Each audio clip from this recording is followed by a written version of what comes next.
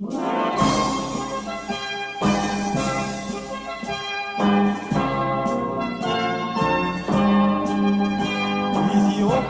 thou land of our fathers, thou land where the gods love to be. A storm cloud at night suddenly gathers, all armies come rushing to thee. We must in the fight be victorious, when swords are thrust outward to gleam. For us will the victory be glorious, when led by the red, black, and green.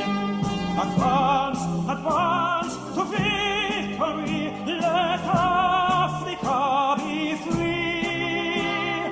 Advance to meet the foe, advance to meet the foe, with the might of the red, the black, and the green, with the might of the red, the black, and the green.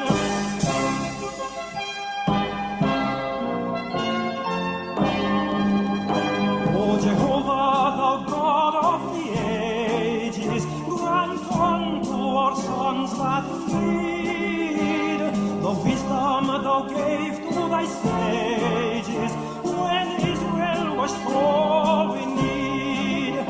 Thy voice to the dim past has spoken, Ethiopia shall stretch forth her hand.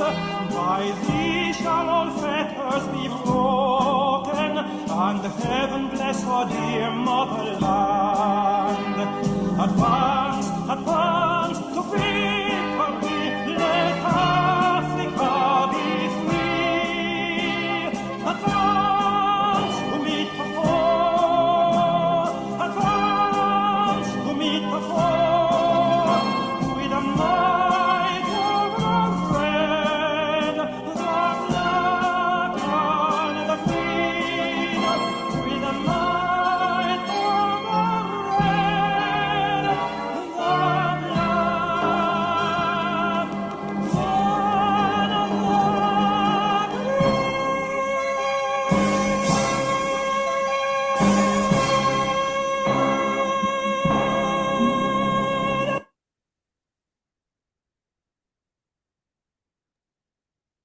Welcome, Brother Akili. Dante Sana, welcome, sister. What a beautiful way to start off a conversation. You're welcome to this program of today, where we are interviewing the President General of RC 2020, Brother Akili Nkrumah, who has seen many President Generals of the UNIA before. This is a follow-up interview to the interview that we held with former President General Sengo Baye, Dr. Sengo Baye. Welcome, Professor Akili. Welcome. I'm glad to have this opportunity to again talk with you. Thank you so much. We have laid out some questions for you for this interview. But before we dive into the interview, I would like for you to please help us to understand the President General's history of the UNIA. I do have a poster that I would like to show up on the screen. Okay. And maybe you could walk us through this poster if that's the way That's you'd fine. like to address it. I'm willing to address it the Thank way you that's so going to be much. most beneficial to us. Thank you so much. For purposes of our viewers, for them to understand the UNIA and its history, the UNIA was founded by the Right Excellent Honorable Marcus Mosier Garvey in Jamaica in 1914. Correct. And then our legend, the Honorable Marcus Mosier Garvey, traveled to the United States in 1916. And he came to New York. He started off at, could you help me there. He started off Yes. in Harlem. He started Am off I in right? Harlem. That's where, yes, he landed in Harlem. 1917, actually, he left Jamaica in 1916 by boat. And boat doesn't travel like we travel today. So he landed in New York, in Harlem, into a highly populated African-centered community, particularly men and women of the West Indies. And there he began to speak on street corners as he was moving to develop and grow the UNIA ACL. So he started there. He Thank you. And Mhm. that was in 1916, 1917. 16, And 17, then, correct. okay. And in 1914, he had registered or incorporated the UNIA in Jamaica. But when he came to New York in 1916, he then also incorporated the UNIA in New York in 1918. Am I right? He did not incorporate the UNIA ACL. That was not incorporated. He incorporated the Black Star Line. He incorporated UNIA Inc. He incorporated the Black Factories, but he did not incorporate the UNIA ACL. Okay, that was Well, in 1918. right. And the ACL at one point was also incorporated. It was just the UNIA. It didn't become UNIA ACL until 1920 at the convention, when at the convention they voted to bring the ACL aside the UNIA.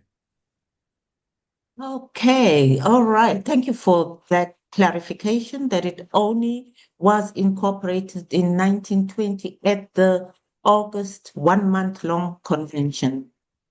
Right. It was, yes, it was already established, but not.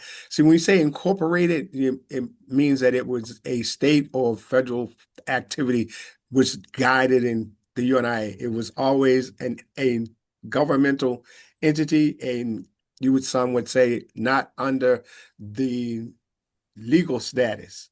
It didn't have legal status. As Oh, the Black Star Line had legal status, the Black Factories had legal status. And so the UNIA was always an independent entity.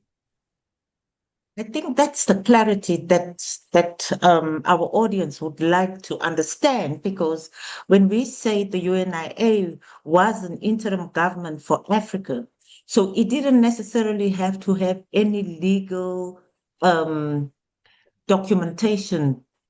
Right. And Not I here. recall from my interview with Brother Dr. Sengo Baye, somehow I interrupted him as he was about to explain what constitutes a government. Could you explain to us what constitutes a government? What are the requirements to be called a government? What at that time did the UNIA have that that that made it to be a government, because it was and it still is a government?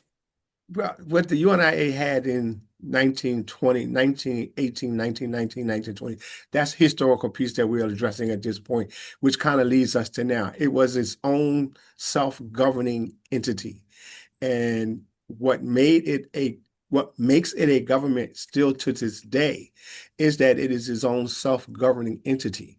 And in 1920, at the month-long convention, the Negro Bill of Rights was established, which is another governmental entity. The national anthem was also established, another governmental feat. Um, the electing of Marcus Garvey as the provisional president of the continent of Africa, another governmental feat. And that took place during those 30 days at convention in New York City. So they were able to put together the foundational pieces for a government that addressed the needs of its people. And that's what it was intended to do. Oh, thank you for clarifying that point.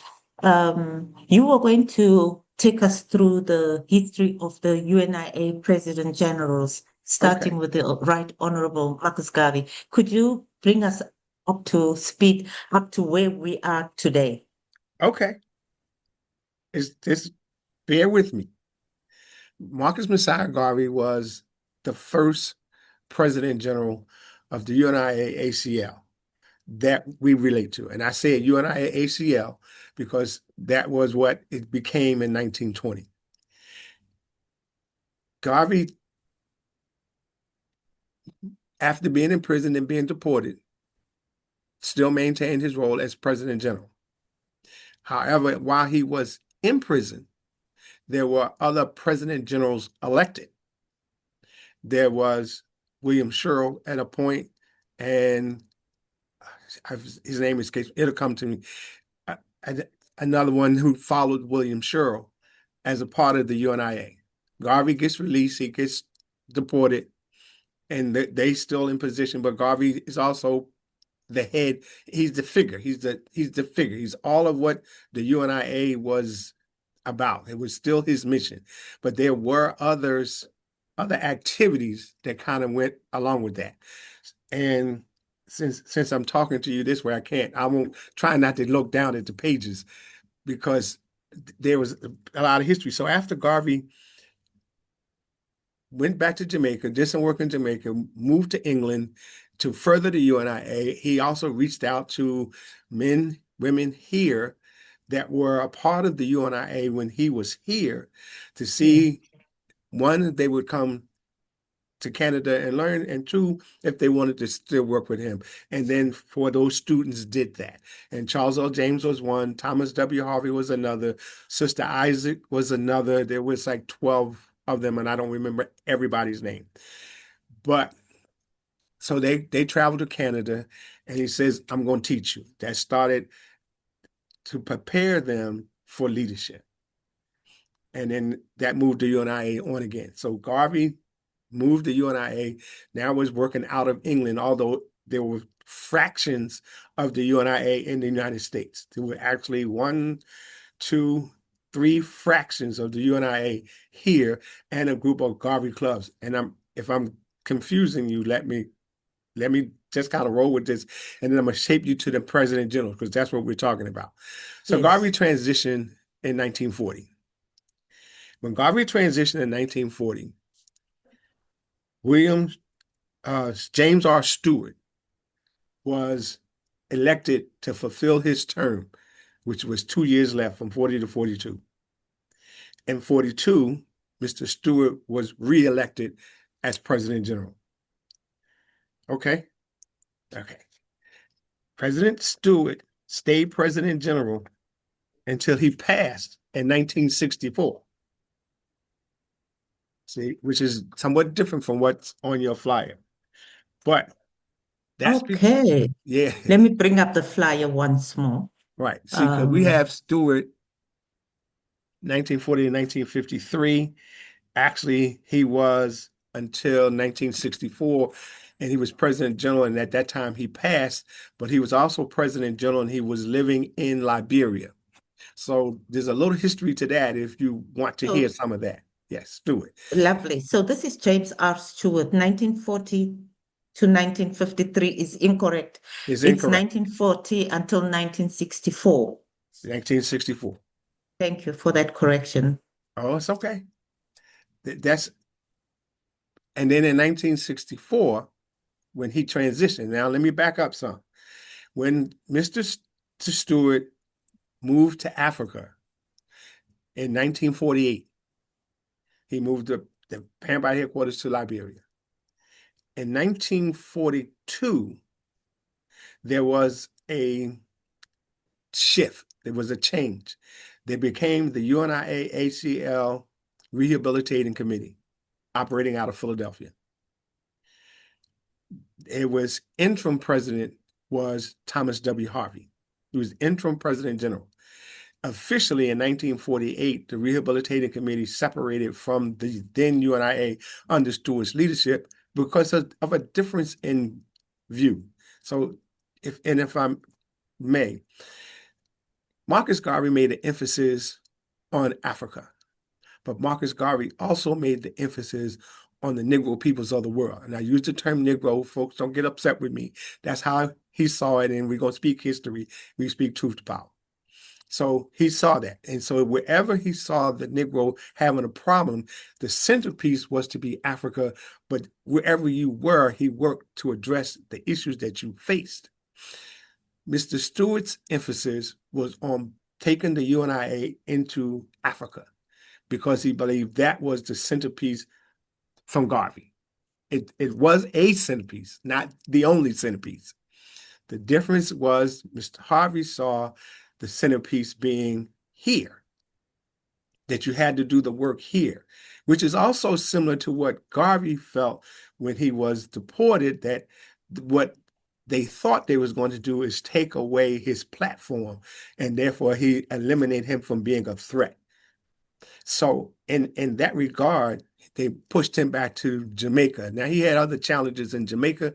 We can come back to them another day, another time, when we just center on Garvey. So now you have Mr. Stewart, and then you also have Mr. Harvey.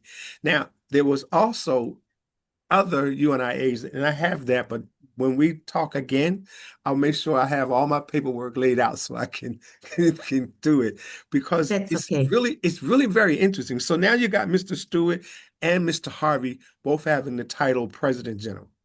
Mr. Stewart lasts until 1964. He actually died in Liberia. Now, let me give you just real quick on Liberia. When Mr. Stewart moved to Liberia, he could not move to Liberia in the name of the UNIA because Liberia had banned the UNIA when they maneuvered, when they went against the agreement that they made with the UNIA for the land that they were to get in Liberia so they could start a quote unquote a colony. And Firestone made the deal with the then president of Liberia, and they reneged on Garvey. They took and they banned the UNIA from being in Liberia. But Mr. Stewart went there as Mr. Stewart, and then he actually worked with the president of Liberia and got the ban against the UNIA kind of removed, and brought the president of Liberia into the organization as a potentate. The president of Liberia became the potentate of the UNIA. Yes. Which was, I would think, because potentate is higher than the president general. Technically, the potentate, see, people sometimes misunderstand. The potentate is technically a figurehead. He's not, all right, how can I put it? And I learned this from Amy Jacques Garvey in dealing with Mr. Stewart. When Garvey established the UNIA, he established it similar to how England's government is established. You have the government, and then you had the royals. So the royals really don't control the government in England. They're the royals. You know, you got the king, but there's still a prime minister. Prime minister runs the government. The king may call the prime minister, but the king can't do anything with the prime minister because the people put him there. So the potentate is like that. He's more of a figure piece that you take care of and you grow and you're moving in that direction. Because Amy's argument with Mr. Stewart is that's what Garvey was building under that framework. So he made him potentate, which didn't have any real impact on the organization. Okay. Or on the government. Okay. It had no impact. Just because people misconstrued that the potentate is high. The potentate lasts forever. President generals get elected. Potentate lasts till they die. See, it's a royal piece, not necessarily higher than, just a part of the structure. So I'll call it as a different wing of the entity. But by doing that, that made the UNIA functionable in Liberia, which is what Mr. Stewart wanted to do. He did a farm. He did some other. I had the opportunity to interview one of Mr. Stewart's daughters and got a real good understanding of Mr. Stewart, as well as why she didn't go to Africa. But that's another conversation. So, so now you got Mr. Stewart and you have Mr. Harvey. Okay? Okay. So Mr. William Sherrill, who had been president general while Garvey was in prison, became President General of the Rehabilitating Committee in 1954. But he didn't stay because of his health. So he technically replaced Mr. Harvey, who was interim. He became President General. He didn't stay President General very long. Mr. Harvey then became President General of UNIA ACL, the Rehabilitating Committee that was working out of Philadelphia. So now you got Mr. Garvey, you got Mr. Stewart, you got Mr. Harvey, you got Mr. Sherrill. Now, on the Stewart side, he stayed President General, as I said, till 64. When he transitioned in 64, Mr. Bennett became President General on that side. Do we have him on the poster here? No, ma'am, you do not. You don't. Okay. And the reason Mr. Bennett is important because Mr. Bennett led to Mr. Wilson. I think, no, you don't have Mr. Wilson on your flyer either, but Mr. Wilson worked with Mr. Harvey to reunify the UNIA. So that reunification, I think, started in 1970. They put together a convention, a unified convention. And I actually have in my historical archives a Garvey voice from that time, which shows the reunification for the first time. It's really fantastic. Lovely. Yes. So now you got Marcus Garvey. I got you, Mr. Stewart. I threw you Mr. Bennett, gave you Mr. Harvey, right? Yes. It's Bennett comes Wilson. Okay. Now, Yes. Mr. Harvey and Mr. Wilson came together at the first Unified Convention. And I guess it was like almost 20, 30 years, something like that. And Mr. Harvey was elected President General over it all. They had a follow-up convention the next year where there was to be another election. So it was like interim. They're going to have another election after a year. But at that time, Mr. Wilson didn't want the election to take place. He had a personal issue. Mr. Harvey insisted that they move on. They move on to the election. Mr. Wilson said, okay, you're going to go your way and I go my way. So he went his own way. He pulled it apart again. So now I love the look on your face. Just so you know, it's like, really? Where did all this come at? So now we go back to Mr. Harvey as President General, and then you still have Mr. Wilson as President General on the other side. So now it's two again. It went from 2 to 1 and then 2. But I always like to make the clarity that there were also other aspects of the UNIA in operation at the same time. So it was never just one. So let me take you back a little bit, just a little partial back to when Mr. Garvey started the UNIA in 1917. He actually left the UNIA, I think it was like 1918, 1919. That's when it was a potentate. But then he came back because they were not doing things in a proper manner and it wasn't moving. And therefore he came back. And that's when he put together the convention for 1920 and got re-elected as President General. Okay.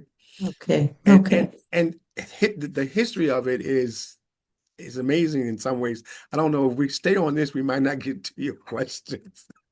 It's okay, because this is very important information. So now you have for people in Africa as well. They want to understand because they are embracing the Garvey philosophy. Absolutely, because and what people should understand is that when you are building your government and your movement, there are many moving parts, but there's also sometimes personal challenges. Now with Mr. Bennett and Mr. Harvey, it wasn't so much personal as it was a political view. It was a political view. Mr. Garvey had the view. I mean, he saw the world that needed to be. He saw where we should be in the world. He used America as a platform because he could get the best exposure, as opposed to having Jamaica, where his exposure would not have been, particularly in 1917. Folks need to understand there was no Zoom, there was no Facebook, there was none of this. Garvey had a newspaper and sometimes some radio. And he marshaled 5 million people to what he believed, that we should have a government that speaks on behalf of us and recognizes us in the world, that we should be one people, Africa for the Africans, those at home and those abroad. He didn't say everybody had to go home. He said those at home and those abroad. So he had the view. And although he taught them the view, that sometimes you take pieces. See, it's not a piecemeal. Africa is as important to me today as it was to Garvey in 1918. But I'm here. So this has to be as important as well, because we have to understand the challenges that Africa has experienced. And therefore, yes, ma'am. Just for our viewers, when you say, but I'm here, where are you currently? I'm currently here in America, and that's what I mean by when I'm here. Thank you. Thank you. So thank you for clarity. Absolutely. So now we get Harvey. Now let me give you another close piece. You got Harvey. Now Charles L. James succeeded Thomas W. Harvey as head of the UNIA. But Charles L. James had also been the first assistant president general under Mr. Stewart. See the connections? Connections. And that's what folks miss when they kind of not understand. So then you have William Sherrill, who was president general, who Garvey actually removed from being president general while he was incarcerated. And that's when President General Toot became. Could you please repeat that part? Who did Garvey remove while he was in prison? He removed William Sherrill from being president general. And I say while he was in prison, but he was, and he challenged the body because he felt that Mr. Sherrill was not strong enough. Okay. And then there was a fiasco in New York that they laid on Mr. Sherrill because he was then president general.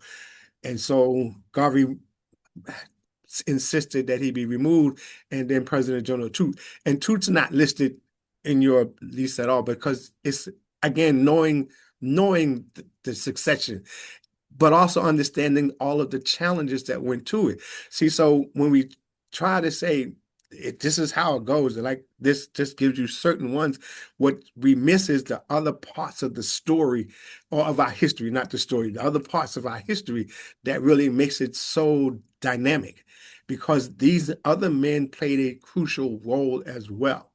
And in doing that, understanding that the other role that I have not mentioned, because she was not an officer, was Amy Jacques Garvey. She was a very powerful part of making this happen. Not just the mother of the 2 sons, but Garvey's partner. She would visit Garvey in prison. She made sure he stayed informed of what was taking place and what she saw. She was able to do that.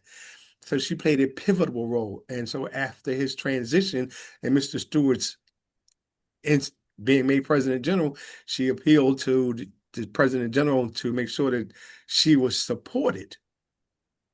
But again, I'm moving a little far away from just dealing with president general, so I apologize for that. That's fine. That's fine. It is important to know so what now you just shared about Amy Jacques Garvey, because during 2025, 2026, those are the 2 years that the Honorable Right Excellent Maximus here Garvey was incarcerated. Right. And then 2027, he was released. So it's important to understand that at that point, those 2 years, Amy Jacques Garvey played a very crucial role. Very, very crucial. So, visiting him and bringing information back and forth. She played even more of a crucial role. The Garvey and Garveyism, that book, Amy Jacques Garvey came here worked with Thomas W. Harvey in order to get that book published, Philosophy and Opinions. She came and Mr. Harvey, that the UNIA under Mr. Harvey's leadership helped her get that book published. Without her, we wouldn't have had those books.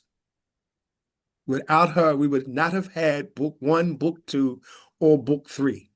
So, Message to the people. message to the people. Not message to the people, philosophies and opinions. Oh, philosophy and Philosophies opinions. and opinions.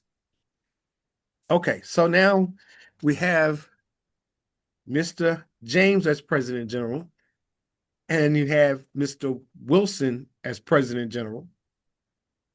And Mr. Wilson transitioned in 75, and then Mr. Hargrave became President General of the other side, and Mr. Maddox became President General when Mr. James transitioned. And Mr. James was President General up to 1990. So this poster is very misleading. Well, what this poster does is it's built on.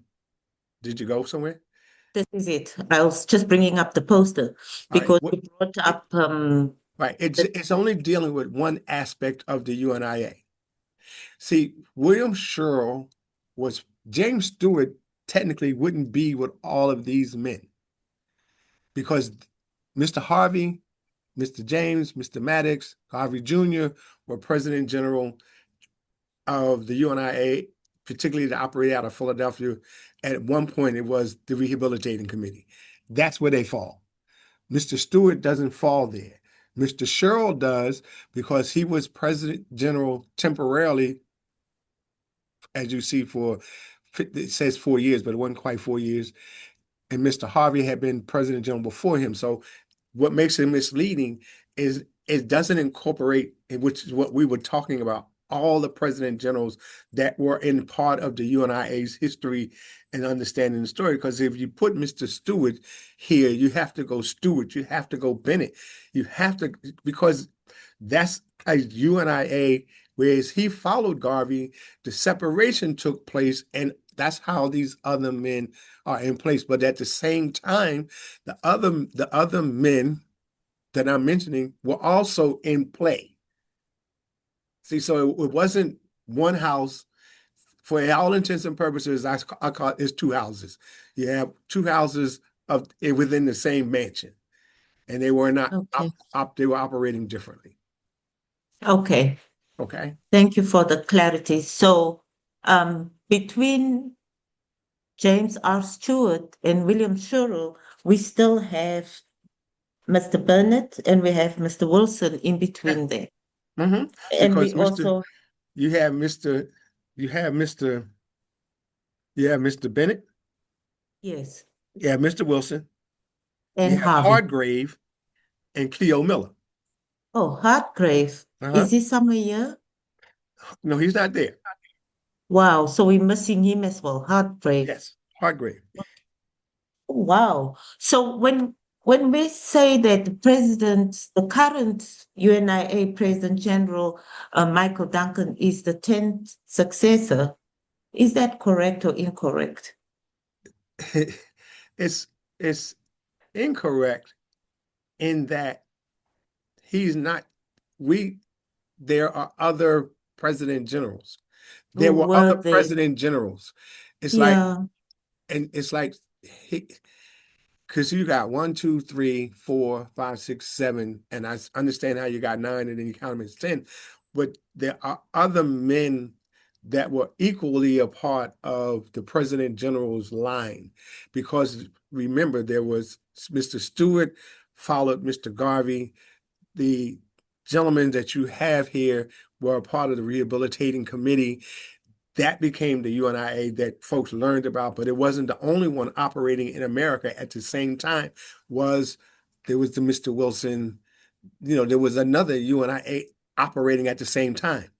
So if you say he's the 10th successor, which means he's the 10th President General to Marcus Garvey, you're excluding the others, but you include Stewart, so you need to understand how these lines go. You need to understand that there was not just one entity. It was more than one.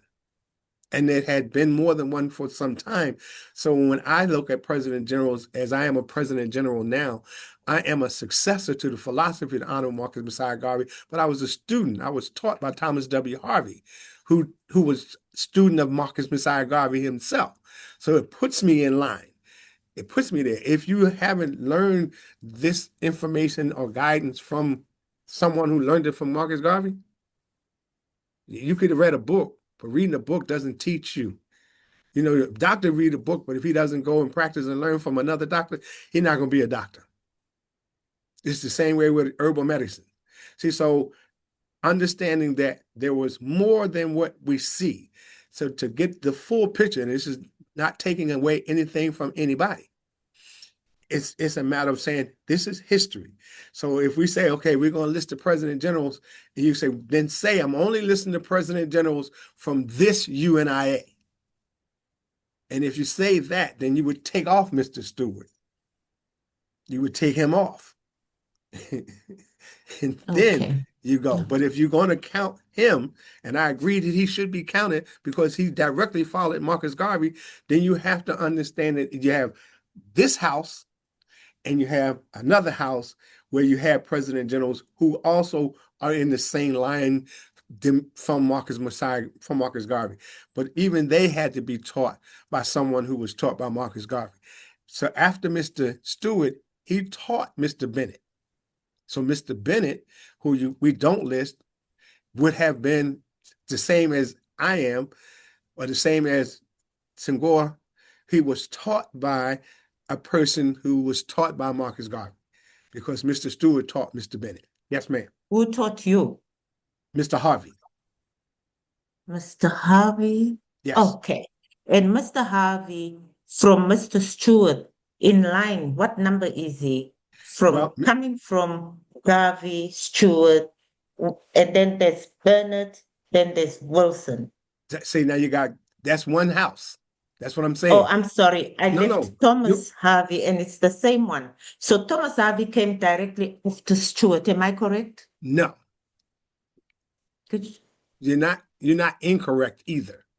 Mr. Harvey became president general while Mr. Stewart was president general. But Mr. Stewart had moved to Liberia, and Mr. Harvey, and they started the UNIA ACL Rehabilitating Committee of 1952. In the United States. In the United States. Mr. Stewart was in Liberia, Mr. Harvey was in the US, and they were both president generals at the same time. Yes. From what year to what year? Well, were they both president generals at the same time? Mr. Stewart was president general from 1940 to 1964, and Mr. Harvey became president general, interim president general in 1942. Again, and then he was reelected again after Mr. Sherrill became president general, because they elected Mr. Sherrill, I think, 1953, and then his health didn't last very long, so Mr. Harvey replaced. But at the same time, you had Stewart, who was still alive and still functioning till 1964, and they were, I believe it or not, Mr. Stewart and Mr. Harvey were in the same class. They were in the same class that Garvey taught. They were in the first class, so they weren't strangers to each other. And they Who was and they the didn't top have of the class amongst the two of them? Who was the top? Who scored the top in the class? Well, I will answer that this way. According to Mr. James, Mr. Charles L. James, he scored the highest. Okay, Charles L. James is down here. Yes. So when did he come in the picture? Okay, but he was in the class. He was in the picture the whole time. See, Mr. James, Mr. Stewart, Mr. Harvey were all in the first class. Okay. Right. They were all in the first class. So they were all there together. It's just that when the Honorable Marcus Garvey transitioned, Mr. Stewart got elected. And Mr. James got elected as Stewart's first. Mr. James was Stewart's first assistant president general. Right. And Mr. Harvey was the High Chancellor. Okay, Mr. Harvey was the High Chancellor. Okay, Right. But okay, there was a difference of opinion, if I can say it politely. okay. And Mr. Harvey called divisional understand, even though they started a rehabilitating committee, some of the people still worked with Mr. Stewart, stayed right there with Yes, him too. It's again, what we have to understand in talking about president generals is the bigger picture. yeah, And therefore, when we list them, I say you list them all, because that's what's going to bring about the unity that's needed and also bring about the clarity that's needed. If yeah, if you only list for for for this gentleman here, if you only list and you say this is the line I come from, okay, then you have to understand that if you claim Mr. Stewart, then you have to understand that there were others that connected to Mr. Stewart. See, true. Mr. Sherrill didn't connect to Mr. Stewart. You got Mr. Stewart, he's listed here as 1940 to 1953. He was still president general in 1963. 64. That's when he died in 64. That's right. See, so you eliminating history. You can't make history work for you. History gonna be, at some point you gotta accept the truth. And you accept the truth because it doesn't hurt to acknowledge that we within the UNIA had struggles. And Mr. Garvey's vision, each of them took a part of the vision and to bring it back. And that's why in 1970, the reunification convention was extremely important. So people in Africa cannot say that the UNIA never came to Africa because of James R. Stewart. Correct. He was in Liberia from 1940 until 1948. 1964 when he, or 1948. Yes, that's when he Yeah. officially moved the UNIA there. That's when he officially moved the headquarters there. Wow. So that was the right time for the unification of Africa in 1948. What stopped it? Our differences is what stopped it. That's why I mentioned that he worked hard to even bring the then president of Liberia, like to get him to understand that the UNIA was not his enemy, but his friend. And so within that framework, Mr. Stewart built a farm, a village farm that he could grow, and he was actually materializing Mr. Garvey's vision of building in Africa. So he was actually doing that. That was one part of the vision, to build in Africa. The other part was to unify and build outside of Africa so that it could all help Africa unite and grow. So it's the vision is what you have to embrace. And when you embrace the total vision, then you can embrace the total history. Wow. Okay, we will come back because it worries me, that all this good work that was started by the Honorable Right Excellent Marcus Mosier Garvey until he was sentenced in 1925, and at least 5 years later, not even 5 years, it's 1925 until 1948, when Charles L. James, No, Mr. Stewart. when Mr. Stewart, sorry, Charles L. James was his first assistant, Right. President General, but Mr. Stewart himself decided to move the UNIA to Africa, to Liberia. Right. In 1948. He that's when he actually accomplished it then. He started working on it earlier than that. He started working to get into Liberia earlier than 1940. It took him, say, 6 years to get everything in place so he could move to Liberia. What I respect about that move is that he honored Garvey's vision, because that's what Garvey wanted. That's a part of what Garvey wanted. Yes, ma'am. I agree. See, and that's why I honor Mr. Stewart and also want to honor the legacy that connects to him. I'm not trying to, I connect Mr. Harvey and Mr. Stewart, and I acknowledge the president generalship of Mr. Harvey because that's how I learned. But at the same time, I respect what Mr. Stewart did, and I also respect the differences that they had. See, in Liberia, he would, in 1948, he would not get the informational play that Mr. Harvey was able to get here on this side of the continent of the world. He see, and that was part of the challenge that Garvey recognized, even after being deported, that he couldn't get the play, visual play in Jamaica, because Jamaica was too small. It wasn't going to impact the world. That's why he moved to Britain. That's why he held the first class and conventions in Canada, because he knew he could get to play in Canada by bringing people to Canada. He understood that. Understand, Garvey understood the dynamics of the world, not just the dynamics of one place. He put the world in his vision. So you gravitate to where you are most valuable. And Liberia, because after all, Garvey was attempting to establish in Liberia in 1920. After the convention, he was working to get the colony in Liberia. See, but had he gotten it, 9 times out of 10, he would have visited, but kept the movement where he's going to get the biggest emphasis, which would have been here or England. And that's how he saw the world. We can't take anything away from that either. See, and the fact that Mr. Harvey stayed here is a reason that the UNIA stayed alive.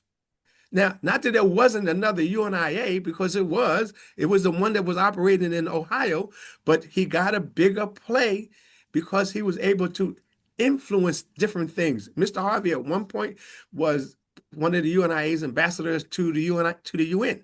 So he had that exposure that Mr. Wilson and Mr. Hargrave didn't have. He had it.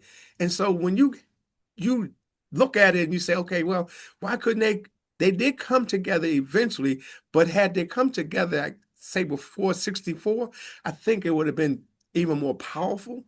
But that part didn't happen because, we men, people get other things caught up, and it happens. Thank you. At this time, when Mr. Stewart and Harvey were president generals at the same time, would they include books? Were they communicating with each other? I don't think so. Not from Mr. Harvey's. From what I understand from Mr. Harvey, there wasn't much communications between Mr. Stewart and Mr. Harvey, because also understand in Liberia, there wasn't a whole bunch of communications moving back and forth. It's not like today. There was no WhatsApp. There wasn't any of that. So anything that had been Telegram, wasn't like you make a phone call. See, so it wasn't much communication, which is why Mr. Harvey's somewhat opposed to taking the parent body there, because you don't have the linkage. And that's part of the challenge that they face. But again, they each saw the vision. So whereas Mr. Harvey did teach me how important Africa is, he said, and at a point, that's where you make your home. That's where you make your impact. And that's why to this day, as you met our third assistant president general, who is in Africa, and mentioned the divisions that we have that are in Africa. And we have that communications in Africa with them to help the challenges and meet certain challenges. That's why we have representatives that were a part of the Pan-African Congress. See, so it's there now. And we're able to master it, even though we have such division here that we have a hard time getting by. You have those divisions, you still got to stay focused on the mission. Sorry to bring you back instead of us moving forward with the president generals. I just want to sit a little bit on this, because it worries me that as much as the UNIA was in Liberia, it didn't go anywhere. No. It died. No. What happened? You mean in Liberia, did it die? Yeah. When Mr. Stewart passed, yes, ma'am. I won't say it died like it died. But the emphasis changed because there was no president general there at that point because Mr. Bennett, who followed Mr. Stewart, wasn't actually there. And then he came back to the United States and to Chicago, I believe. But there was some political struggles or Yes. intrusions that made it fail. Yes. Yes. But to that point, Mr. Stewart had actually been successful. It is what followed that caused the demise. And that was the lack of leadership that was provided on that side of the aisle, the lack of leadership. And so with the lack of leadership, that allowed the politics, because he had navigated. Listen, I understand Mr. Stewart learned it well. He navigated the politics, and that's why he made the decision to bring the president of Liberia in. See? Yeah. Right. But then that's nice long as you got the house. But when the house goes, the title doesn't mean anything. So and then of course I think he got unelected, and then Mr. Stewart passed, but he managed to work quite a few years, if you ask me, to 64. Yes. Yeah. From 1948 to 1964. Yeah. So he did well. I mean, again, it's all about Africa for the Africans. Let's kind of just break it down to the slogan. That's what this mission is about. Africa for the African, those at home and those abroad.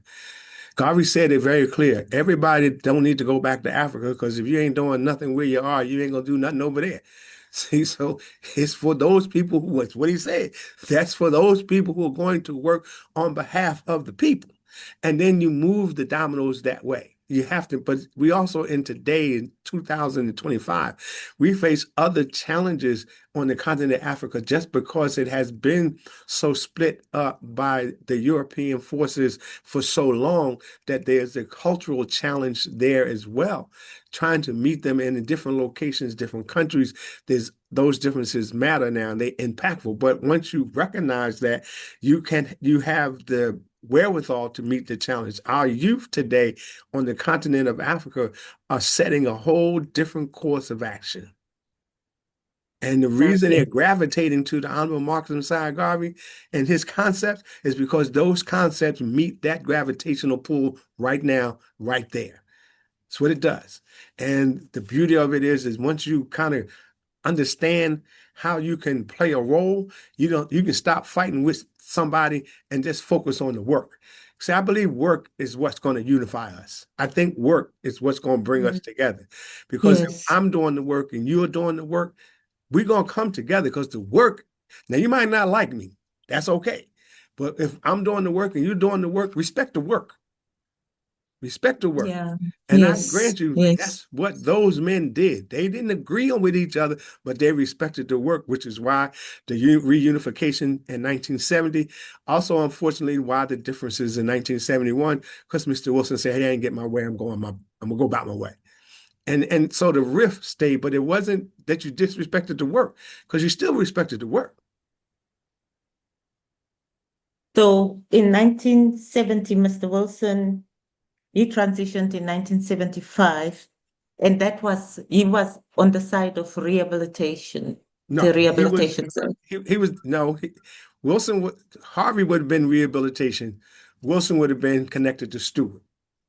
Okay. Yeah, So Wilson followed Bennett. I mean, just as a little sidebar, there was a little issue there too, because Bennett's son thought he should follow his dad, and they picked Mr. Wilson. Okay. Oh yeah. Okay. Our history is mammoth, is large, and there's so much to it that if you love Marcus Garvey and love the UNIA, then understand all of the differences and realize that you're not better than me. I'm not better than you until we have accomplished the goal, which is Africa for the Africans. That's the goal. You're not better than. You don't have to like me. I don't care. But if you Right do the now, work, yes, ma'am. right now, would you say the goal has been accomplished because all African states are independent finally? No. Because in 1940 or in 1920, when Garvey had the very first convention in Harlem, Hmm. there were only two African countries that were Independent. not colonized, which was Liberia and Ethiopia. And now all 54 and the 55th one that recently was independent or Hmm. named as an extra country, which makes them now 55 African countries. I think it's South Sudan or Yeah, something like that. something like that. Now, all 55 African leaders, would you call that Africa is now finally independent? No, Why? because until there is an African economy that works for the African himself, until there is not 55 countries, but 55 states under one particular governmental structure addressing all of the needs of the people. Africa is the richest continent in the world. We should not have any poverty. Should not. We have the material to build any and everything that we need. We should not be dependent outside. Outside technically depends on us. Cell phones don't work without Africa. They don't work without the minerals from the continent. See, so no, we have not accomplished the dream because the dream is one Africa, one unified Africa. As our slogan say, one God, one aim, one destiny. We added one Africa. See, so not yet. We still got Thank work to you. do. Thank you so much for answering that question, that we are not yet there. Nope. What we need is one One leader and Africa. leading Yes. these states and not countries, Right. because we are one Africa. Now, let's sit a little bit on that. How do you vision that goal being achieved? Was James was James on track? Charles L. James. Yeah, who went to Liberia? Was that going to take us to achieve that goal? Okay, If you mean Mr. it Stewart. was, what can we do now to Right. So achieve the goal? Mr. Stewart was trying to build it the same way Garvey was trying to build it. Right. So that was going to be hard as well. Where we are now is trying to build we have to build multiple levels. You have to build it from the grassroots and you have to build it state by state or country by country. And then you have to get leadership to recognize that it's okay to be a part of a central government, which you have is the African Union. But the African Union has to really work to make the African nations come together with one African economy, because you need a passport to travel from country to country in Africa, but you don't need a passport to travel from state to state here in the United States. So we need to be able to travel the same way in Africa that we travel here as one nation. So we have work to do within our own selves, trying to address the challenges that are internal. And a lot of those challenges are challenges because of the oppressor or the person that exploited you, be it the French, be it the English, be it the German, whichever one did. You still carry some of those tentacles. So we have to work hard to change that. I think we have some conversation that I think is moving in that direction, but it's not going to be done easily because people have to be willing to sacrifice some things in order to see the benefit and the good for all. And I believe the youth on the continent across all lines, across all geographics, are going to be the engine that drives that home. Do you think that Africa could adopt the American model of these Of different government. states? Yes, of how the different states are set up. And for instance, giving an example right now of what's his name, Puff Diddy, his cases. For example, moving, if you are moving a woman from one state to another state, it can be seen as trafficking. But you are in the United States of America, and you take a woman from Virginia, bring her to New York, it's seen as trafficking. Okay, one thing is somewhat different from the other. So let me back up a little bit. I don't Okay. know that the American structure is the actual structure that we are using in Africa. I think it becomes something we view in order to develop the model for Africa. I think you look at any other countries that's large, that has a number of states, and see them, and then this develop the model that's going to fit Africa. It has to be an African-centered model that we implement on the continent of Africa. And that comes from us having the serious discussions and negotiations as to what we can all include. Because in Africa, you have to include the cultural aspects in a governmental structure as well. So all the way down to the chieftain and has to be a part of that infrastructure. So again, it's going to be an African model.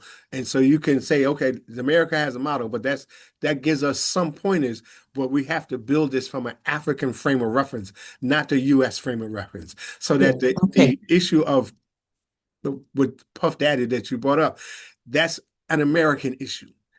But we have to build our government with an African frame of reference, a cultural African frame of reference, in order for it to be successful with all of us. Because we have cultural differences that we have to blend and have to build respect for. Absolutely. Right now, with the US, you have implemented the smart ID that allows you to fly within America. If you don't produce that smart ID, you don't need a passport, but the smart ID.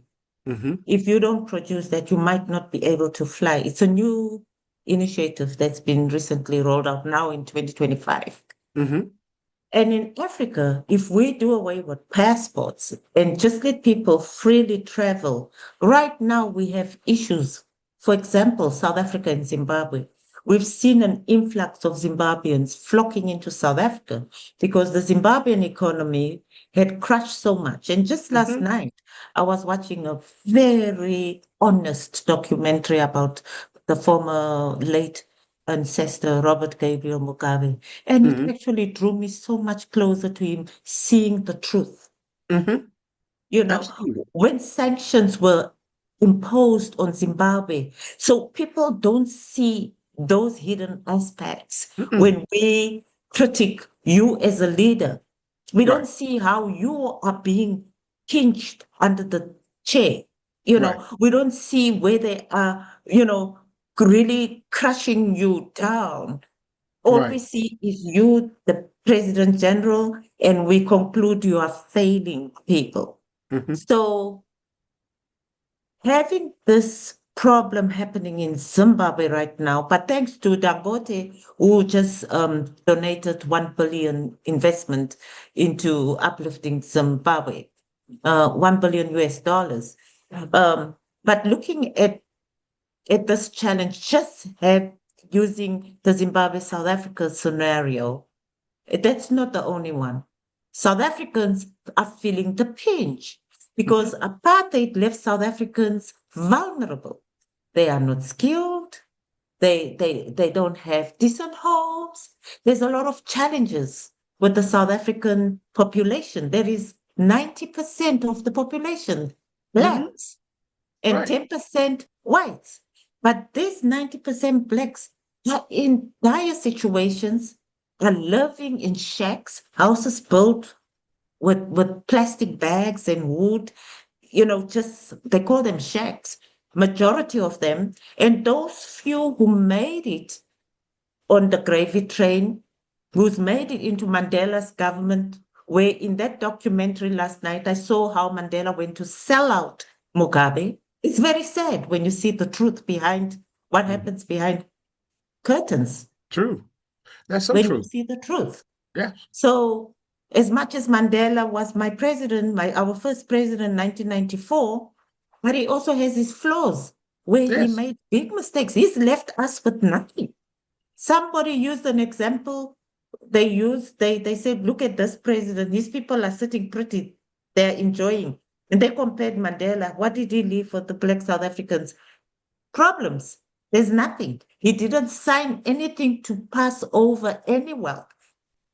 Like now, even the land issue is such a big challenge. So, in the midst of all these challenges per country, how do you see this coming together working? Because right now, South Africans, we are even labeled as xenophobic. We suffer from xenophobia, but we are struggling. We're having Pakistanis coming, putting their spaza shops in our locations where we were moved through the Group Areas Act. We were pushed to the edge, to the curb, to the side, away from where all the economy was happening, where, central CBDs, where things were happening. I was born in District 6 in Cape Town, which is right in the heart of Cape Town. Okay. That's where I was born, in Chapel Street Clinic. But my parents were moved to Guguletu, near to where the dumping site was, where they were dumping all the trash, where all the trash cars would go and offload. So all those injustices, our wounds are not yet healed in South Africa. And here we must deal with this influx of Zimbabweans coming because of what the Western world has done to Zimbabwe, imposing sanctions. Now its people are flocking into South Africa. So we are beginning to fight brother against brother, Right. which is so painful. What are the strategies? What would you advise that we could be doing for those listening? Are Zimbabweans supposed to go back home and go build home rather? Or what is supposed to happen? Well, I can't technically say what's supposed to happen, but if I use the philosophy and the teachings of the Honorable Marcus Messiah Garvey, one of the things we have to do is identify the fundamental balances that are needed for us to live a solid life. We have to build those type of institutions that assist us into having a quality of life. We have to look at our challenges and determine what do we need to meet the challenge. And you mentioned living in shacks. So that means we need houses. So how do you get houses? You have to have investments that invest in building houses that doesn't charge. Zimbabwe or South Africa has wealth. Its wealth is controlled by a minority. We have to remove that minority and have the wealth so that it benefits the majority. I think what we have to do is look at Africa, each country, each challenge that each country has, and do it collectively, which is why I'm saying Africa in and of itself is the richest continent in the world. So if we build one Africa, we take on all of the problems of Africa. That's what we have to be able to do. And some of it is going to be a learning curve.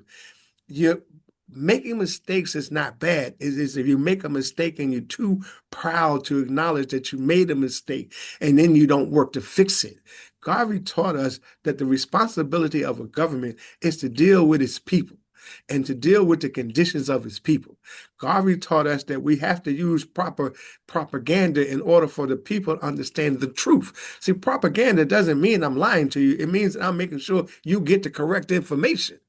And that's how you have to operate. So as the problems that you described for South Africa, you need some diplomacy that goes in there that says, okay, we got to bring people to the table and make everyone have room. Because when I say one Africa, one government, I'm saying that government has to take on every problem that's on the continent of Africa. And every part of Africa has a problem similar to, if not the same as you described. So then we need to develop an African solution to how we address that. We have to look at it from an African communal system, because the bottom line, so I say you got to deal with chieftain, you got to deal with culture, you have to deal with what aspects of religion that impact it too, because that's all a part of being of an African order.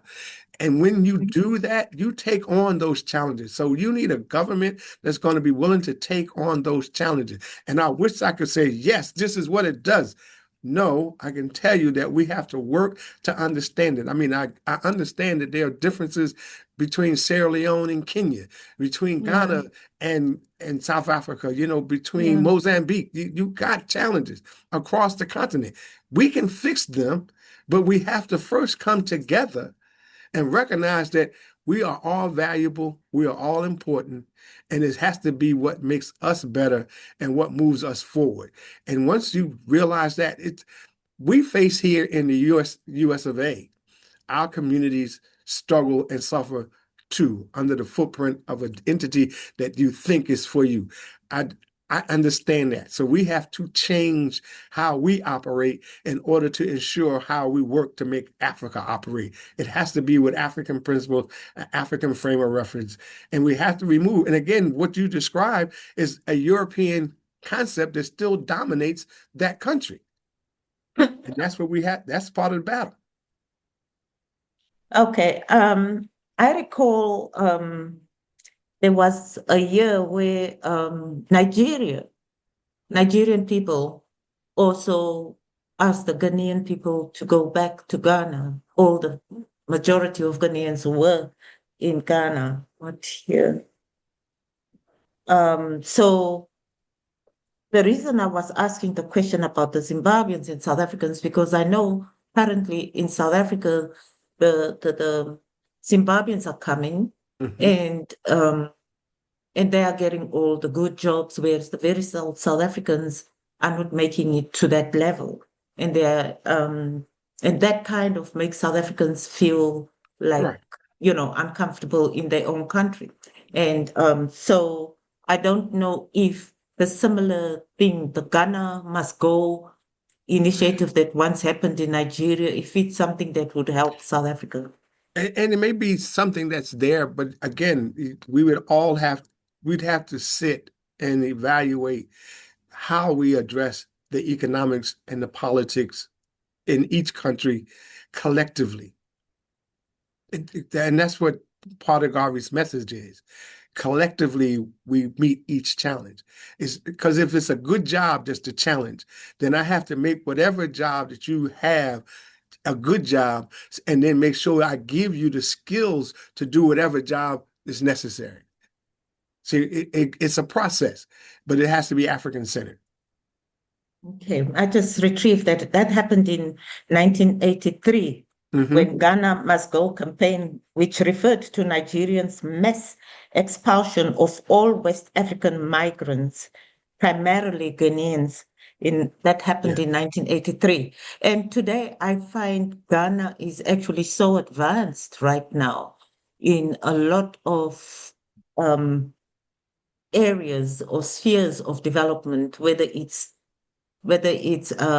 IT, whether Hmm. it's um, developing agriculture. Hmm. I find that concept of them going back home actually helped to strengthen Ghana Yeah, itself. So, in other words, I just want to find a very nice way of putting, the fact that, yes, as much as we want to unite Africa, we want to be able to travel from one state to the other with no need for a passport. But at the same time, there's no need to run away from your country absolutely. See, when or I your say state. right, and There's then no when need, like you are in Philadelphia, right? yes, Would There's no need for you to run away from Philadelphia and go to New York because New York has got Manhattan, a lot of tourists. You rather do that tourism right in Philadelphia.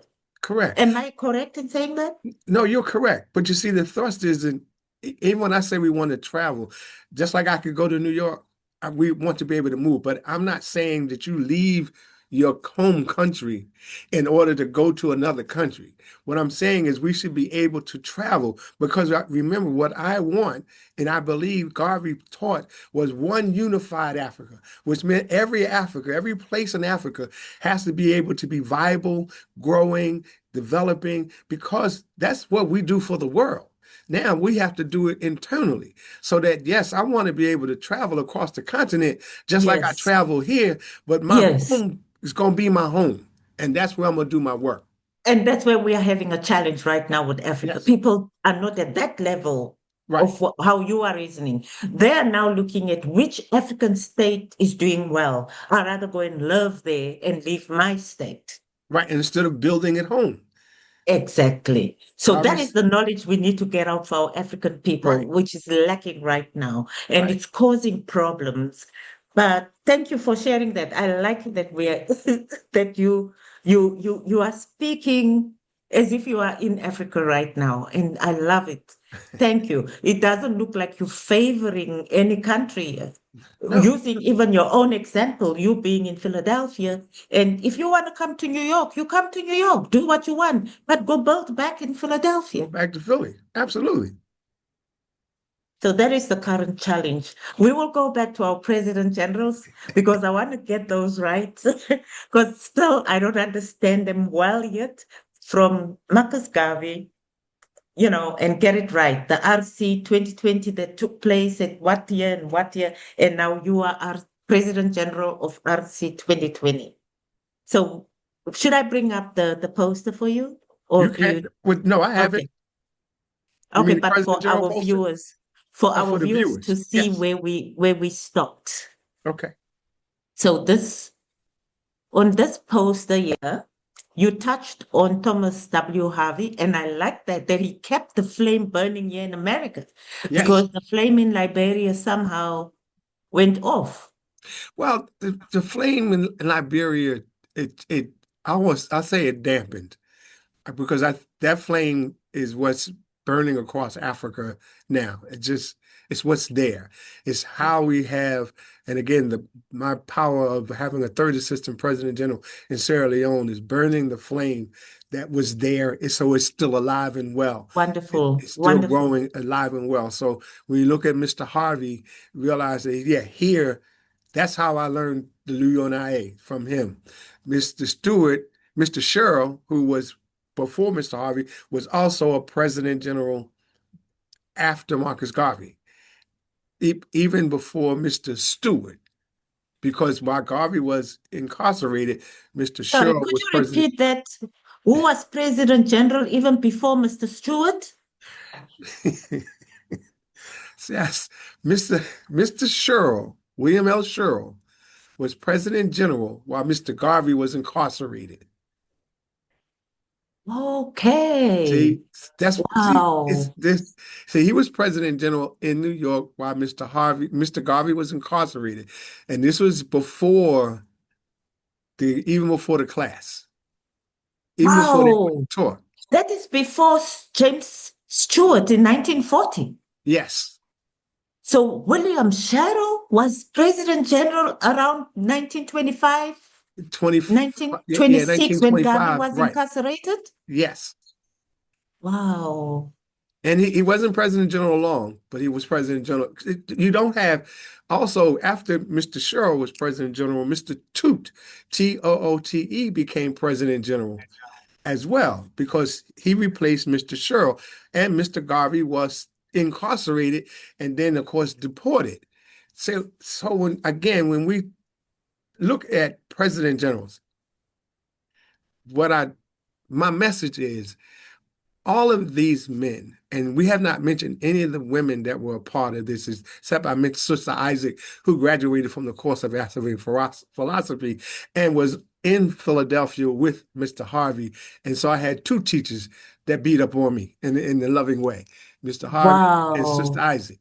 But to understand the dynamics of the UNIA. And that's kind of when we look at president generals, what you want to try to do is understand the dynamics, which is why I mentioned the rehabilitating committee for Mr. Harvey, because he saw a different view and he moved on that. The reason I'm president general of the Rehabilitating Committee, the UNIA ACL RC 2020, is to help move the UNIA back to being on course with the belief of Thomas W. Harvey, Mr. Stewart, Mr. Garvey, Mr. James, all of these men.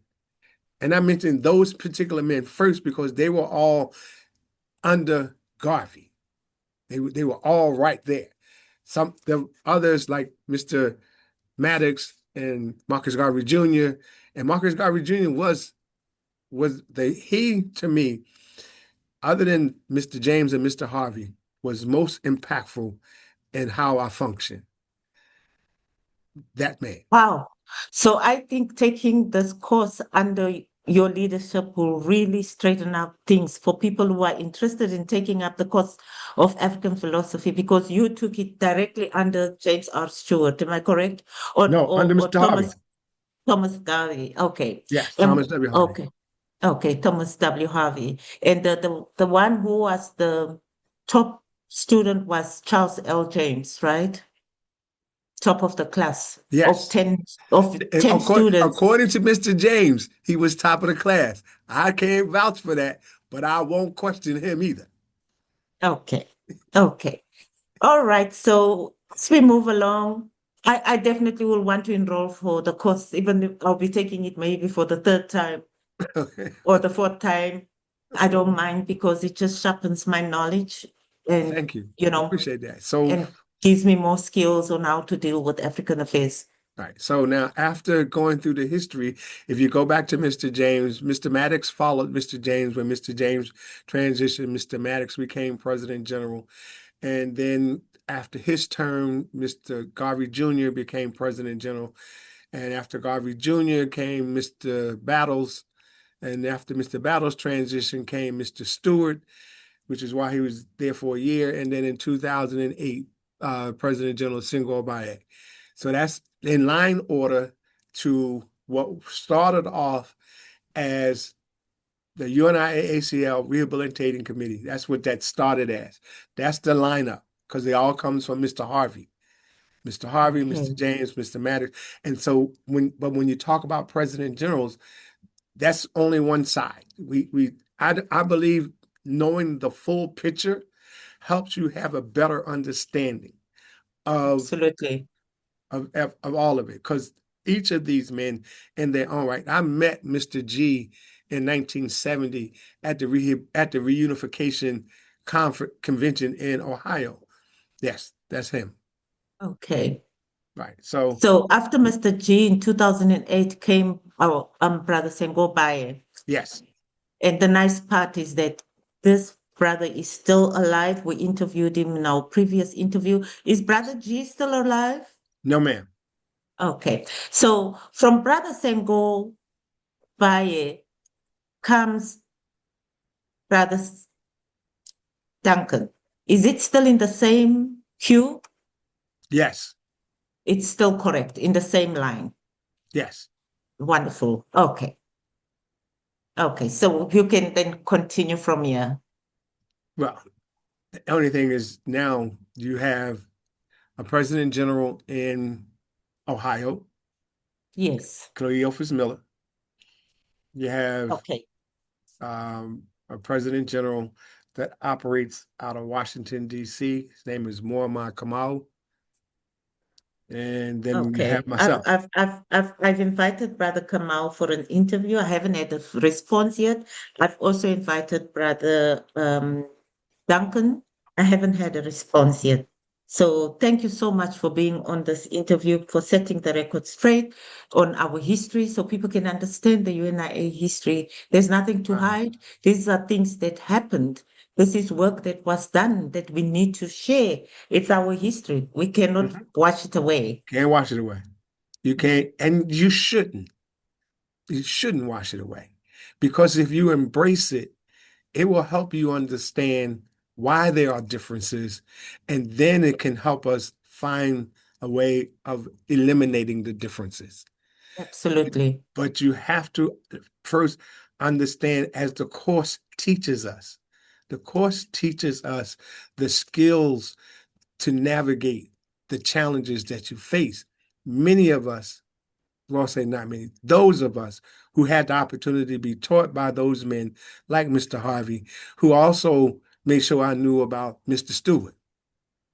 See, he made me, I knew about Mr. Stewart. When I came along, it was after Mr. Wilson and him had brought together. As I said, I have the Garvey Voice, the Reunification Convention. And at that time, Mr. James was Mr. Harvey's third assistant president general. See, so there was ebb and flow. It wasn't, okay, I don't like you, I ain't gonna work with you. I mean, okay, I'm gonna do my work and you do your work. If we have some areas where we can work together, that's fine. We had in Mr. Wilson's hometown of Cleveland, we had a division. We had a division. And it was operational. It was very much, very influential at the time. See, so it's not that we didn't work together. We did. And that's a need. And that's why understanding the history, which is, God away, not did any of your questions. I know I'm going to have to go soon, but I do want to understand, folks to understand that here it is. This isn't me trying to put a better light on the Rehabilitative Committee 2020. I think the light will shine on us anyway. It is shine on us by the work that we do. It will shine on us because of the commitment that we bring. But in helping to understand the dynamics of the UNIA ACL and its rehabilitating committees, that's what talking about President Generals does. Because I don't want anyone to think that they should be left out because, or they weren't with Mr. Harvey, or they wasn't with Mr. James. See, because Mr. James was with Mr. Stewart. Mr. Harvey was with Mr. Stewart. All of them was with Mr. Garvey. See, so they was all, and that's one of the things that's just in perspective. Garvey had them in class. He gave them titles, but he didn't make them assistant president generals. And he said because they still had stuff to learn. See, he was raising his leadership to replace him. He said, but they still had things to learn. When he transitioned, unfortunately, or be it timely, because it is as the Most High Power would deem it, these men stepped up. And I'm not saying the women didn't, but they weren't president generals, but these men stepped up. And if you think about it, there wasn't a potentate with Mr. Harvey, with Mr. James, Mr. Wilson. There wasn't. There's not a potentate with any of them except Mr. Stewart. And his was politically correct for being in Liberia. So understand the dynamic. It makes sense. Right. Yeah. See, understand the dynamic. Because if you believe in the Honorable Marcus Messiah Garvey's mission, Africa for the Africans, those at home and those abroad, if you believe in it, then you have to understand it isn't about, let me give you, and I'm just, if I may, Garvey sold stock, which is how he wound up going to prison, right? Because they said in the empty envelope, understand it was an empty envelope. Yes. But what Garvey was selling in the stock was a interest in building an economic venture that could change conditions. You mentioned South Africa and Zimbabwe is coming, but we need to build the economic engine that will elevate all folks in South Africa to the level that they should be. We need to build that in. So this is a lesson from Garvey. You build the economic engine. See, but when we build the economic engine, you have to build within that framework a political framework that makes sure it benefits the people. And then you have to build within it the cultural aspect to make sure that it benefits the people. This is teaching the Marcus Garvey. This is 2025, and I'm talking to you about what Garvey did, but how it fits today's world. And that's how we have to function. You have to look at it and say, okay, we can build bricks. Bricks builds houses. So if you want to build houses, let them build some bricks. Build the bricks. We don't have to go buy bricks. We can build bricks from our own soil and our own in Africa, and then build houses, and then build construction companies that they'll go build houses and build a construction company that can work in more than one particular state or nation state, and also make sure it's employing people from that place in order for them to get better economically, and then to make sure that we can raise our political view. I mean, it's right here. We got the master plan. We just got to understand how we implement it, and yet we have to get beyond our own selves, which is why I say one God, one aim, one destiny, one Africa, because one Africa is going to address a whole bunch of stuff. Is it going to be easy? No, because as they have gained their own independent, and I call them nation states, as they have gained their own independence, they've also gained their own influences by those who incarcerated them, encapsulated them, who colonized them. They gained those things from them, and you have to change that view as well. Wow. Yeah. Garvey recognized that. Wow. He recognized Powerful. it. So Powerful. I thank you, ma'am. Wonderful. When it comes now to the President Generals, we stopped on Duncan. Mhm. Would you want to maybe elaborate anything further? Is there anything we're missing on the President Generals? Well, Yourself, your President General, sure. well, We say I, you are number 3 from the rehabilitation committees. Are you the I'm actually number 1 from the rehabilitating committee, but okay? I would fall in the lineage of Thomas W. Harvey because Yes. he established the first rehabilitating committee, and so I would fall in that line. But because I am the rehabilitating committee 2020, if you say where the president where I fit Yes. right on the other side of the person out of New York. On the person out in New York? Yeah, I am the opposite to that. Okay. Like Stewart Okay. was one, Harvey was the opposite. Say Stewart was one, Harvey was the opposite. I'm the opposite to that. Okay. So you are the opposite to the current Duncan administration. Yes, Okay. And you would be falling under the Stewart or the Harvey? Harvey, Harvey. Wonderful. Oh, because he lovely. was my Okay. teacher. And then you have, Wonderful. yeah, and then you have Miller in Ohio, who would fall under Wilson. Oh, okay. That's a third one. And what would we call the Kamau Mariama, President He General? he too. Well, he would come because he was affiliated with Cleophas Miller, but his education is different. He's been in the UNIA for a while, so you would bring him off of Cleo Miller. And He'd be the stand alone. opposite. Yeah, he'd be the Is a opposite. complete new fraction Yes, with a complete new philosophy, same philosophy, but new approach. yes. Well, a And then different approach. Won't say different new, approach. just different. Yeah. Okay. And then our brother out in Jamaica, what's his name? Brother Stephen Golding. Stephen Golden. He's with Kamau. Okay, so They're together.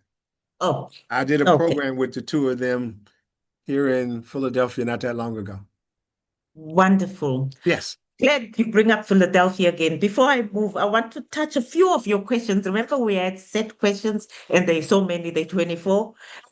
But I don't think we'll do all that because No, you're gonna have to bring me back for that. yeah, your interview was for 2 hours, and we're sitting now. We left for 24 minutes. So, seeing that, thank you. Maybe we'll have to bring you back for the 24 questions. But Yes. seeing that you touched on Philadelphia, can you educate us about the UNIA International Building in Philadelphia? I probably can. Um, I believe it belongs to all the Philadelphia membership. okay. Let me, since you made, let me do it this way. In the Constitution of the UNIA ACL, property is owned by the division. The division owns the property. The building in 1609, 1611 with Cecil B. Moore was actually purchased by the Garvey Clubs here in Philadelphia. And the Garvey Club, President General of the Garvey Club was Thomas W. Harvey. He willed the building or sold the building to the UNIA ACL Division 121 of the Rehabilitating Committee for $1. It had a board of trustees. It belongs to the division. It cannot belong to a single individual. It has to have a And it trustee cannot board. be, sorry to cut you, Mhm. and it cannot belong to the entire UNIA parent body?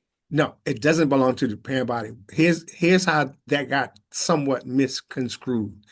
During Mr. Harvey's time, as well as Mr. James, I guess Mr. Battles, the parent body, well, let me not use Mr. Battle because the building had fire after on just before Mr. Battles' time before that.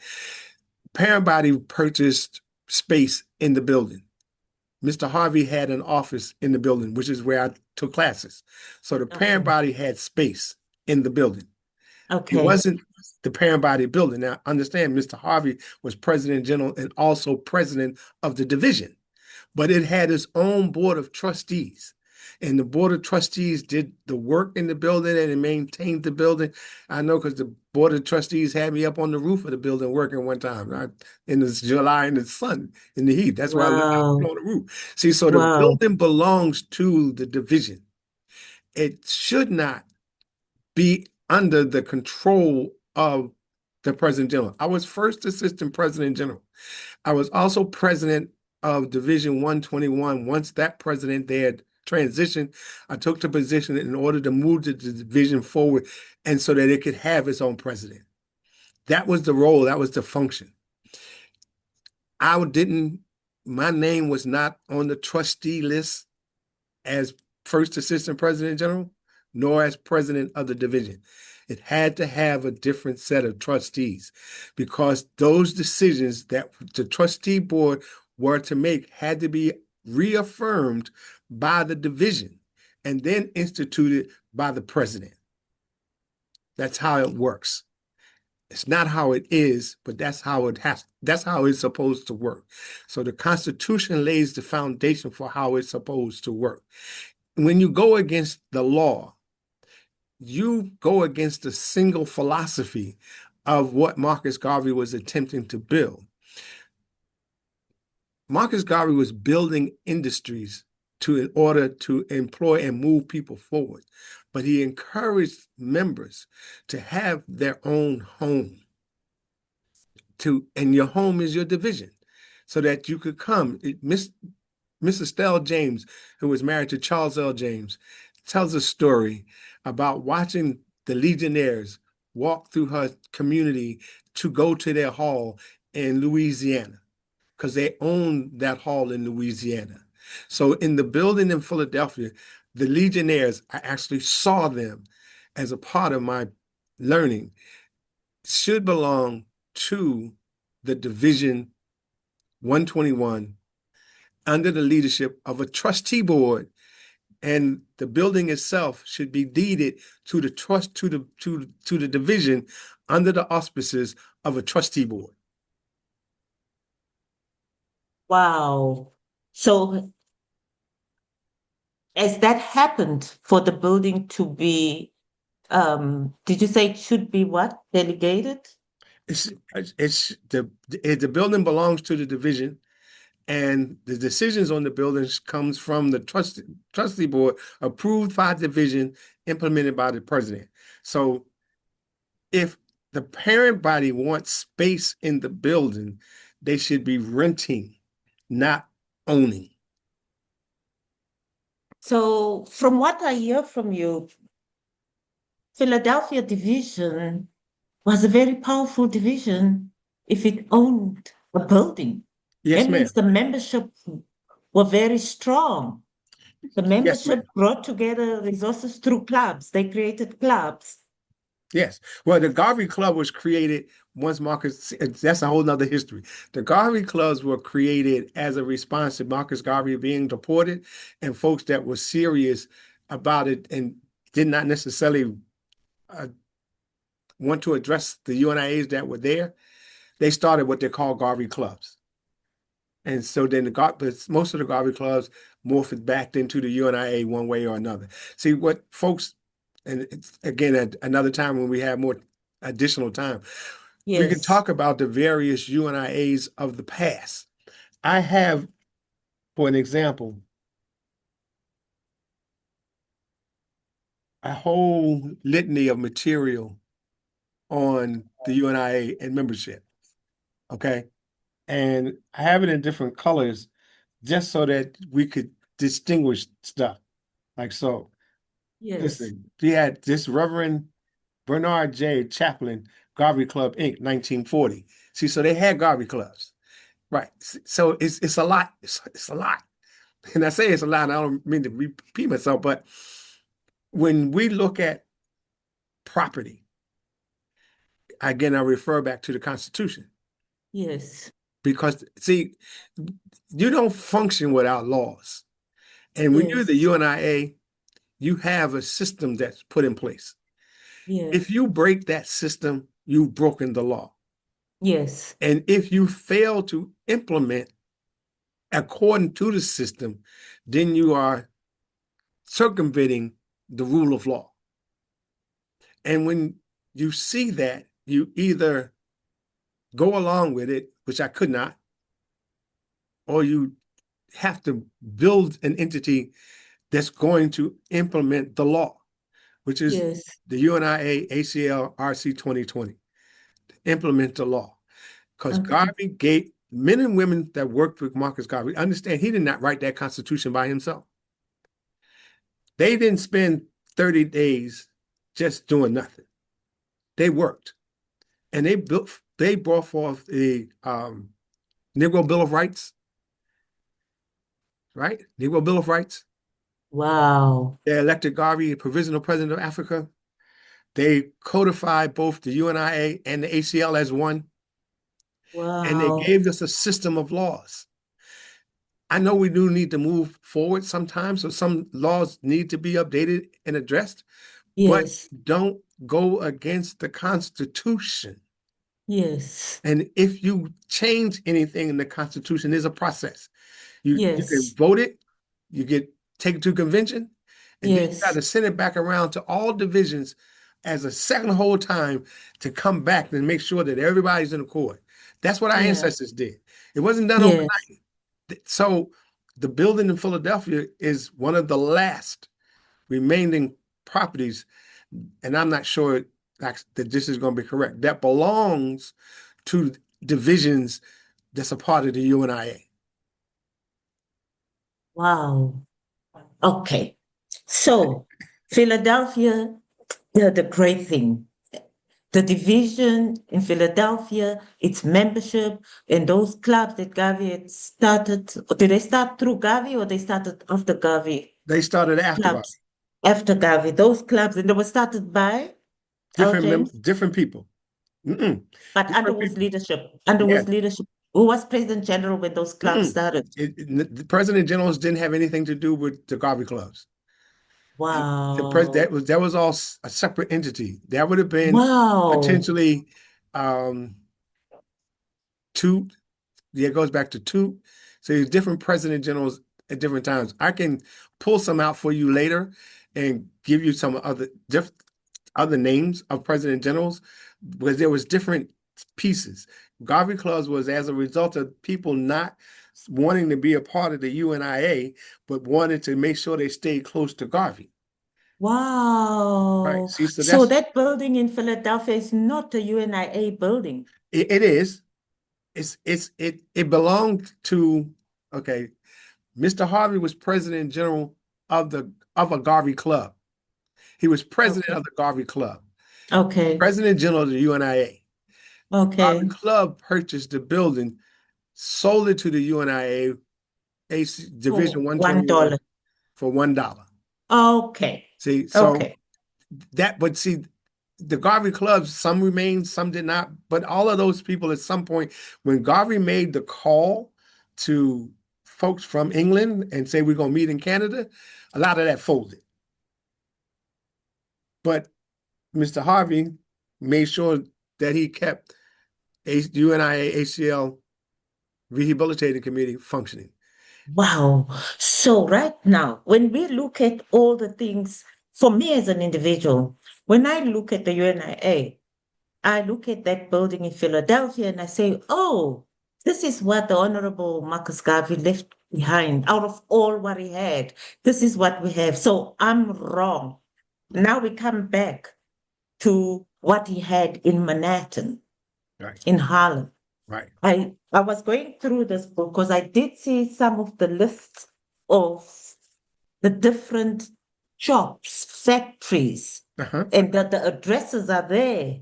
He Hmm. had over 5 of them in Yep. Harlem.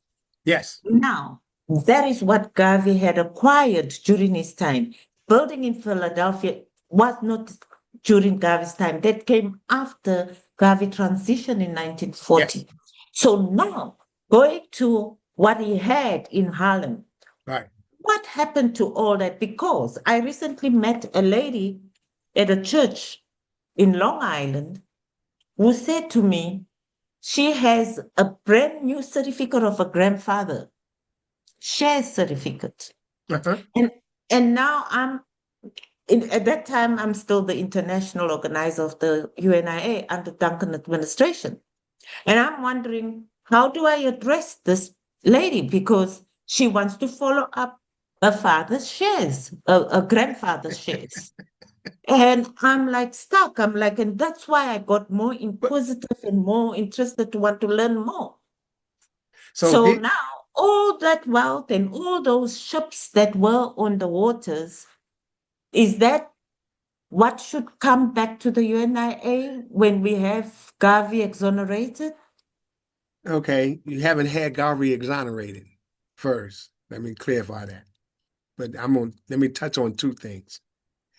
According to the Constitution, right? Because Garvey wrote into the Constitution that he would refurbish the money to the folks that purchased the shares. So the UNIA, ACL, has a responsibility to implement that part of the Constitution. So if she showed you a share, then there's got to be a UNIA that's going to be willing to say, well, the share was worth $5 then. I don't know exactly. And what is $5 from the 20s today? And then compensate her. That's technically what should happen. Or she should hold on to that share as a replica of the greatest movement amongst the Negro people thus far. So it can become historical. But that's a whole nother question. Now, when Garvey was released, he was not allowed to go back to New York to address any of his businesses, any other business. That was left to those corporate officers that didn't go to jail. So they dissolved those entities. The The ships, other four who were accused with him but didn't go to jail. right? Not just the other four, because there was more, because you had the black factories. So you had more people that was a part of the business end. And that's why the UNIA itself was always seen as a government, because it wasn't a part of the business end. So that's where that responsibility would fall. So if the US government ever acknowledged they wrong, we could challenge them for compensation. But we would have to be a unified force in order to accomplish that. Thank you. Before you proceed, that word of unified force. And I think that is what has motivated me to run these interviews, because I see the needs, like Brother Sengo Baye said, divided we are weak, but united we are strong. Mhm. And there's a great need for these other fractions that you mentioned to see the UNIA come together as one. And thank you for making note on that point. You can carry on. Sorry to interrupt you. Oh, that's okay. I was merely answering your question in reference to the shares. So the, our history again is vast, and so it is our challenges today. And I'm going to kind of wrap up. I know we're about time. Yes, we got 10 minutes left. Okay, so Mm. even though we started with president generals and it really didn't get to the questions, hopefully you'll call me back for that. But what we Fine. have to understand, what I would like us to understand, I can't say you have to, Absolutely. is Absolutely. understanding the historical dynamics and Yes. realize those dynamics that are historical still exist currently today. And Yes. in their present form, which is somewhat different, that's why we are not connected. There are dynamics that prevent that. I Yes. think we at some point have to recognize where we need to be Yes. and then put the work forward. Because if I work and you work, then our differences don't matter. What matters is the work. So as long as we're working, and then at some point we sit down at a table, as Charles L. James used to say, you deal with the anvil of reason if you hammer it out and make it work. But that's going to be tough to do, but it's not impossible. But we come together at at work. Are you working? I'm working for the race. You working for the race? What work are you doing? This is what we're doing. This is where we are. Anyway, which Yeah. is why when I mentioned Muammar Kamau as President General, and I said I was with him and Stephen Golden here because they demonstrated the short version of a movie on Marcus Garvey. Yeah. Right. See, so we can put that out and try to make it work. And we Yeah. collectively had conversations. So it's going to happen. I don't know Mhm. when, Mhm. and I don't know how we deal with the other person, but it will happen. Wonderful. Wonderful. I think that will make us so much more stronger and we will achieve much more. We will achieve Um, it faster, but it'll be faster. Absolutely. So in wrapping up, seeing that we still have like 8 minutes, in wrapping up, I would like for you to please touch on how do you see the UNIA now? I know you already touched on your presence in Sierra Leone, having Chief Fode out there. And also there are some divisions in Ghana, places Kenya. that Chief Mhm. Fode mentioned. But how do you see us getting to the level of the point you made earlier on in the interview, where you said that the goal is to see states and not countries under one leader, like Yeah, just as an example, the US has one president for 50 states. right. We work with uh, the African Union as an entity, and we are having people to interface with the leadership on the continent. It's going to take time, but I think that's another level of activity. See, you got to be here, you got to be in the middle, and you got to reach to the top. So at this point, you got to have the ability to have someone doing interface with African leadership and then getting a feel for where they are because they're coming together as I think it's still called the African Union. Yes, So they are. you are having an opportunity to work within that framework with that leadership to help solidify the need to move in this direction because they all have to see it in order for it to happen. They have to see the need. And so that's another level of activity. It's not about making money on one side and not implementing ideas and concepts the same as Marcus Garvey taught. We've supported the making of a Marcus Garvey bus that's going to be in the African Union building and we're pushing to get a statue of Marcus Garvey made to stand alongside Kwame Nkrumah at the same facility. But we worked to get the bus first. See, so we're moving in that arena in order to have these conversations, in order to get the belief that this can change.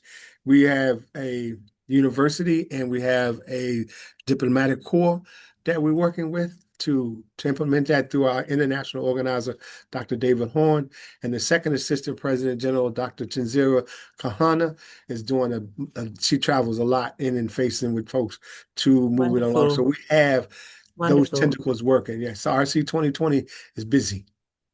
Wonderful. Wonderful. About the bust that you spoke about, I think Brother Mariama Kamau also mentioned Mhm. about the bust and who are all the people involved Yeah, in Doctor. working on that. Yeah, Brother Yao, who was Yes, he mentioned Brother Yao, Brother who Yao. was a former pilot or is still a Yeah, pilot, Army pilot and a Ethiopian. former. Yes, I know him. He was also second assistant president general with Senghor for the first 4 years. Wow. Yeah, Wow. So you're looking at having this bust put outside of the African Union building in Ethiopia, Yes. and you are negotiating with the African Union That leadership. actually, Brother Yao is doing that. We're supporting him. Oh, wonderful. Yeah. Okay, now I hear a lot of youth complaining about they don't see no visibility of the African Union. I know you cannot speak for the African Union, but what other organizations are there that are doing the similar work as African Union? Do you know of Adi, the former African Union Ambassador Mama Arikana Chihombori? I think she's running the institution, Adi. And I think so. it seems like the youth are more, The youth are active. going to, yeah, the youth are going to be the the the instrument of change.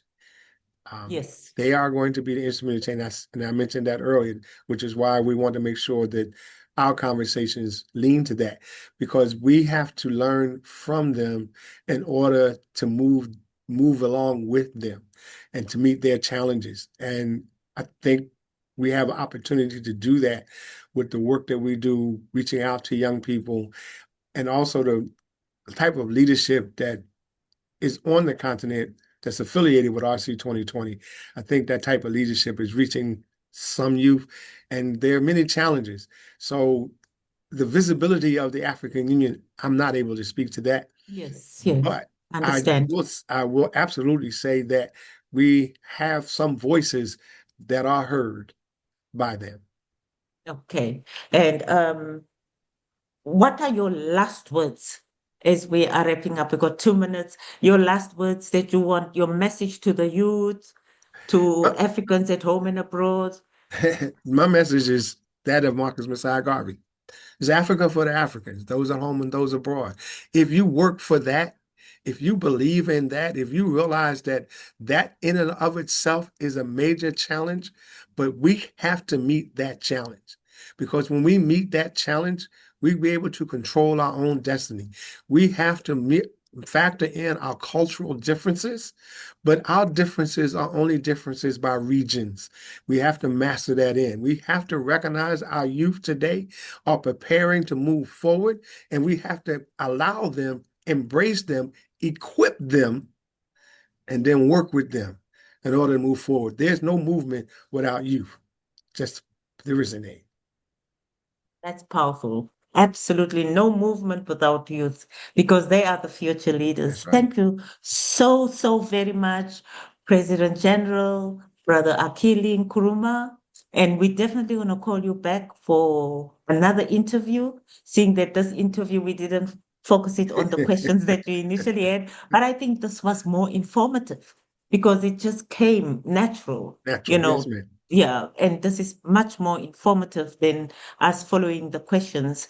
But in the next interview, we will address those 24 questions. I Okay. want to thank you so much for affording us these 2.5 hours because the other 30 minutes we were doing trial and error, but you were patient. You allowed all those tests to go by and still remained here to share with us, with the viewers, and to educate the people about the history of the UNIA. And I think on the next session, I will come back with something that we can show the viewers because people want to Okay. learn from this channel. So right now, just us talking without giving them visuals, Okay. sometimes some people learn through visual. Yes. So we will prepare that poster, an updated poster that shows the true reflection of all the president generals that held that title in the UNIA. Okay. And thank you so much for Thank you. sharing. In closing, could we please do the slogan and then I will play the anthem at the end? Yes, ma'am. Ready. One I'm God, ready. One one God, God, one one God, aim, one aim, one destiny, one destiny, one Africa. one Africa. Thank you. Peace and love. Peace and love. Thank you.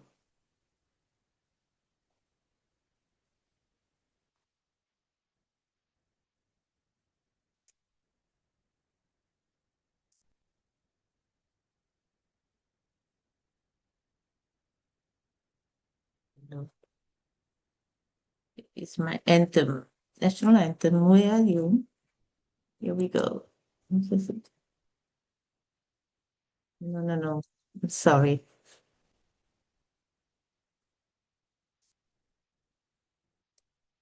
Do you feel the angels one?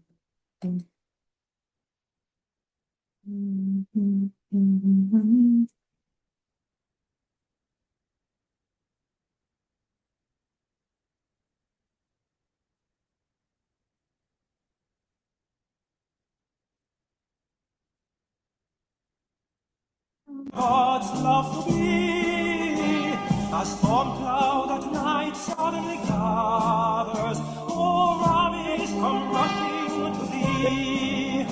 We must in the fight be victorious when swords are thrust outward to gleam. For us will the victory be glorious when led by the red, black, and green.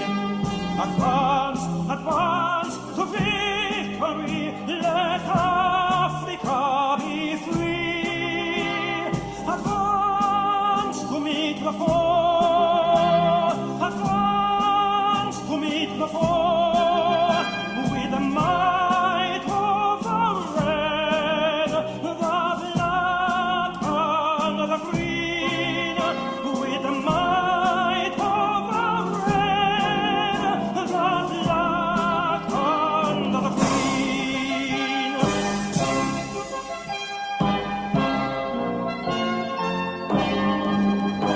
O Jehovah, thou God of the ages, grant unto our sons that need the wisdom thou gave to thy sages when Israel was sore in need. Thy voice to the dim past has spoken, Ethiopia shall stretch forth her hand. By thee shall all fetters be broken, and heaven bless our dear motherland. Advance